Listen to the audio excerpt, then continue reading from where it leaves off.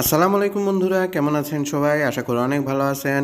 স্বাগত জানাইতেছি আমার নতুন একটা আয়োজনে। শীতের প্রায় শেষের দিকে তো ভাবলাম যে আরেকবার বারবিকিউ খাওয়া প্রয়োজন। হয়তো বা এটাই এইবারের শীতের শেষে বারবিকিউ। তো যেইভাবে সেই কাজ, আমরা আরও একটা বারবিকিউয়ের আয়োজন করার জন্য প্রস্তুতি নিলাম। যদিও এবার খুব ছোট পরিসরে বারবিকিউটা করছি এবং খুব কম সংখ্যক মুরগি দিয়ে করছি। তো প্রথমে আমরা মুরগির যে বুকের এবং রানের পিসগুলো আছে ওগুলো আলাদা করে নিয়ে খুব সুন্দরভাবে ম্যারিনেট করে রাখছিলাম আগের থেকেই, খুব সকালবেলা। তো সন্ধ্যার দিকে আমরা এবার আগুনটা জ্বালালাম, কিন্তু এবার মজার বিষয় হচ্ছে এবার আগুন জ্বালাইতে আমাদের এত হেসেল পোহাইতে নেই, কারণ গতবার আমরা যে আগুন জ্বালাইতে সমস্যা হয়েছিল ওই সমস্যা থেকে কিছু শিক্ষা নিয়েছিলাম, যার কারণে এবার আগুন জ্বালাইতে খুব একটা পোহাইতে নেই। আর এবার বারবিকিউগুলার কালার এবং যে হিটের পরিমাণটা এটাও খুব ভালো ছিল। আমরা একে একে বারবিকিউগুলা চিকেনগুলো দিতেছিলাম আগুনের উপর এবং খুব সুন্দরভাবে এগুলা হইতেছিল।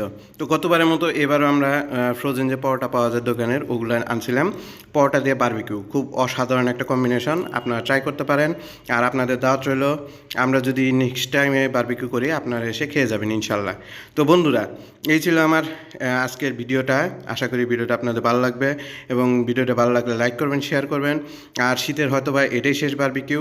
ধন্যবাদ সবাইকে, ভালো থাকবেন। আসসালামু আলাইকুম।